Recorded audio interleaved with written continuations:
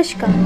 स्वागत है आप सभी का रात के खास कार्यक्रम में डर से दस्तक। आज मैं आपको सुनाऊंगी एक ऐसी डरावनी कहानी जिसे सुनकर आपकी रूह कांप उठेगी।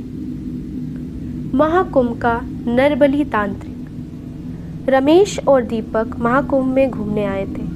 दोनों को तांत्रिकों और अघोरियों की कहानियां सुनने का बहुत शौक था। एक दिन गंगा आरती के बाद वे भीड़ से दूर एक सुनसान घाट की ओर निकल पड़े। घाट पर अंधेरा था, लेकिन दूर एक आग जल रही थी। जब वे पास गए तो देखा कि वहाँ एक अजीब सा तांत्रिक बैठा था, जिसके चारों ओर खोपड़ियाँ और हड्डियाँ बिखरी थी। उसकी आंखें गहरी काली थीं और शरीर पर भस्म लगी थी। वह मंद स्वर में कुछ बुदबुदा रहा था।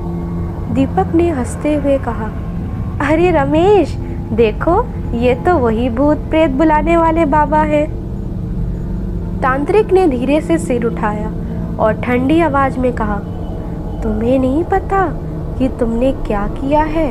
अब तुम नहीं बचोगे। रमेश और दीपक को हंसी आ गई। उन्होंने उसकी बात को मजाक समझा और वहां से चल दिए।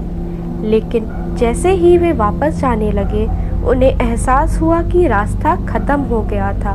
घाट के चारों ओर गंगा का पानी था, लेकिन जिस ओर से वे आए थे वह रास्ता गायब हो चुका था। तभी अचानक तांत्रिक उनके सामने आ गया।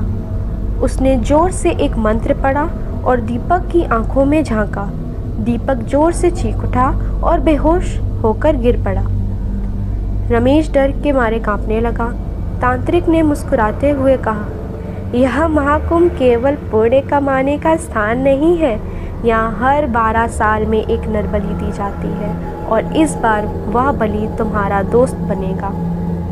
रमेश ने दीपक को उठाने की कोशिश की, लेकिन दीपक का शरीर बर्फ जैसा ठंडा हो चुका था। तभी तांत्रिक ने एक चाकू निकाला और मंत्र पढ़ने लगा। रमेश ने घबराकर गंगा में छलांग लगा दी। सुबह जब उसकी आंखें खुली तो वह घाट पर पड़ा था। चारों ओर श्रद्धालु स्नान कर रहे थे। उसने घबराकर इधर उधर देखा, लेकिन दीपक कहीं नहीं था। पुलिस को दी गई रिपोर्ट में कहा गया कि दीपक की लाश कभी नहीं मिली, लेकिन कुछ लोगों का कहना था कि महाकुंभ के हर मेले में कोई ना कोई रहस्यमय तरीके से गायब हो ही जाता है, शायद किसी तांत्रिक की बलि बनने के लिए। धन्यवाद।